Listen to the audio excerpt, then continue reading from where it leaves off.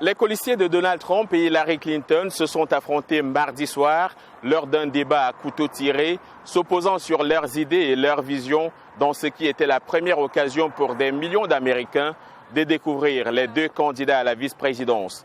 Le débat opposait le gouverneur républicain de l'Indiana, Mike Pence, 57 ans, et le sénateur démocrate de Virginie, Tim Kaine, 58 ans, deux politiciens expérimentés mais peu connus.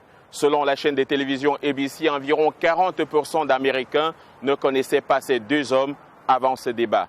Restés jusqu'ici dans l'ombre d'une campagne très chahutée entre Hillary Clinton et Donald Trump, Tim Kaine et Mike Pence ont saisi l'occasion de ces débats pour défendre leurs colistiers, mais aussi pour modérer leurs excès ou éclairer leurs zones d'ombre. Ce fut un moment rare pour les deux candidats à la vice-présidence, le démocrate et sénateur de Virginie Tim Kaine et son adversaire républicain, gouverneur de l'Indiana, Mike Pence. Après une poignée de main amicale, le débat a rapidement tourné au contentieux lorsque Kaine a poussé Pence à défendre une série de remarques controversées faites par le candidat républicain à la présidence, Donald Trump.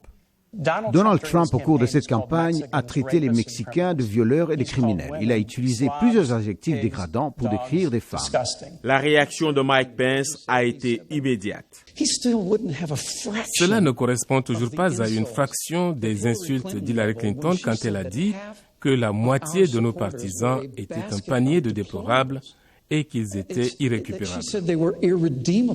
Durant le débat, les deux hommes se sont souvent interrompus, mais pour la plupart du temps, ils ont réussi à garder leur sang-froid.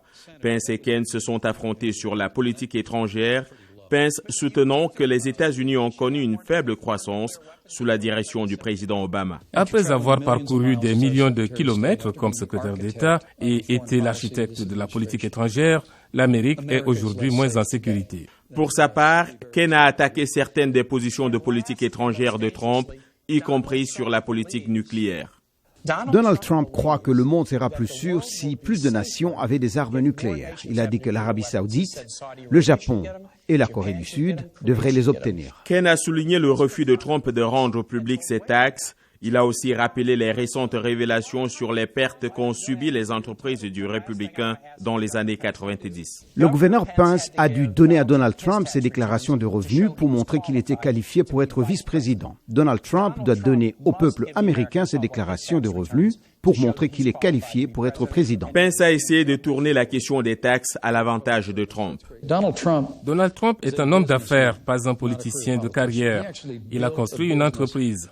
Ces déclarations d'impôts publiées cette semaine ont montré qu'il a fait face à des moments très difficiles il y a 20 ans. Les deux hommes se sont aussi affrontés sur le terrorisme, l'immigration, les relations avec la Russie et l'économie. Historiquement, les débats des vice-présidents ont eu peu d'impact sur le résultat des élections présidentielles. Le deuxième débat Clinton-Trump est prévu dimanche. L'Amérique a donc découvert son éventuel futur vice-président lors de cet unique débat. Tim Kaine et Mike Pence, qu'on dit discrets mais expérimentés, ont fait valoir leurs arguments.